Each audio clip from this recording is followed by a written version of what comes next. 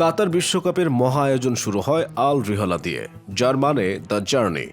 কাতারের সংস্কৃতি, স্থাপত্য, আইকনিক নৌকা ও জাতীয় পতাকা থেকে অনুপ্রেরণা নিয়ে সেই আদলে তৈরি করা হয় বলটি। বিশ্বকাপে এখনও অবধি 60টি ম্যাচ খেলা হয়েছে এই বল দিয়ে। আগের সকল বিশ্বকাপে ব্যবহৃত বলগুলোর থেকে অনেক বেশি আধুনিক আল রিহলা। সেমিফাইনাল, ফাইনাল ও তৃতীয় স্থানের জন্য লড়াই, এই 4টি ম্যাচে ব্যবহার করা হবে না এই আল রিহলা। এরই মধ্যে অ্যাডিডাস প্রকাশ করেছে শেষ 4টি ম্যাচে ঠিক কোন বল ব্যবহার করা হবে। আরও আধুনিক বলে খেলা হবে। বলটির নাম আল হিলম, অর্থাৎ দ্য ড্রিম। স্বপ্ন নিয়ে বিশ্বকাপের মঞ্চে পা রেখেছিল 32টি দেশ। এখন লড়াই সীমিত 4টি দলের মধ্যেই: আর্জেন্টিনা, ক্রোয়েশিয়া, ফ্রান্স এবং মরক্কো। শেষ অবধি ট্রফি কোন দেশে যাবে, অপেক্ষা আর একটা সপ্তাহের। সেমিফাইনাল এবং ফাইনালের জন্য প্রকাশিত বল আল হিলম নামটি কাতারের প্রাকৃতিক বৈশিষ্ট্য তুলে ধরে।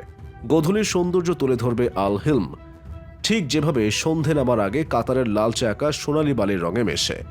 মুগ্ধকর এক দৃশ্য। বিশ্বকাপও অন্তিম লগ্নে। 18ই ডিসেম্বর লুসাইল স্টেডিয়ামে স্বপ্ন পূরণের চূড়ান্ত ম্যাচ। কাতারের সৌন্দর্য এবং প্রযুক্তির এক অনবদ্য মেলবন্ধন দেখা যাবে আল হিলম বলের মধ্যে। ব্যবহার করা হয়েছে ওয়াটার বেসড রং।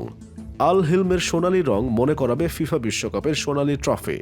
বলের প্যানেলগুলোর ত্রিকোণ আকার এবং উজ্জ্বল লাল রঙা আভা কাতারের জাতীয় পতাকা ও স্থাপত্যের কথা বলবে। আল রিহলা ও আল হিলমের মধ্যে প্রযুক্তিগত পার্থক্য অবশ্য অল্প। দুটি বলেরই বিশ্বকাপের ইতিহাসে ব্যবহৃত অন্য বলগুলোর থেকে বাতাসে গতি বেশি। আল রিহলার মতো আল হিলমেও ব্যবহার করা হয়েছে কানেক্টেড বল টেকনোলজি। এই প্রযুক্তি কাতার বিশ্বকাপে অনেক সূক্ষ্ম সিদ্ধান্ত নিতে সাহায্য করেছে।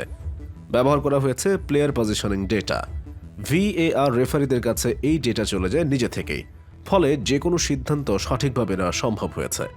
বিশেষ করে অফসাইডের ক্ষেত্রে এই প্রযুক্তি দারুণ কাজ করেছে। এখানেই শেষ নয়, ব্যবহার করা হয়েছে বল ট্র্যাকিং ডেটা। সেন্সরের মাধ্যমে জোগাড় করা হচ্ছে তথ্য। এই দুই প্রযুক্তিকেই একসঙ্গে কাজে লাগিয়ে সুবিধা হয়েছে খেলার মাঝে অফসাইড ট্র্যাক করতে। সেন্সর ছাড়াও বলটি তৈরি করা হয়েছে পলিইউরেথ্রিন দিয়ে। রয়েছে মোট 20টি প্যানেল, আবার ভেতরে রয়েছে CTR কোর, যা বাড়িয়েছে বলটির গতি ও বাতাস কেটে দ্রুত এগিয়ে যাওয়ার সক্ষমতা। আগামী মঙ্গলবার প্রথম সেমিফাইনালে মুখোমুখি হবে আর্জেন্টিনা ও ক্রোয়েশিয়া। পরদিন শেষ 4-এর আরেক ম্যাচে খেলবে বিশ্ব চ্যাম্পিয়ন ফ্রান্স ও মরক্কো। এরপর আগামী শনিবার হবে তৃতীয় স্থান নির্ধারণী ম্যাচ, পরদিন final. The greatest show on আর্থের শেষের রোমাঞ্চকে আরও বাড়িয়ে দিতে আয়োজক দেশ কাতারের যে পরিকল্পনা শেষ নেই, নতুন বল আল হিলম তারই একটি উদাহরণ।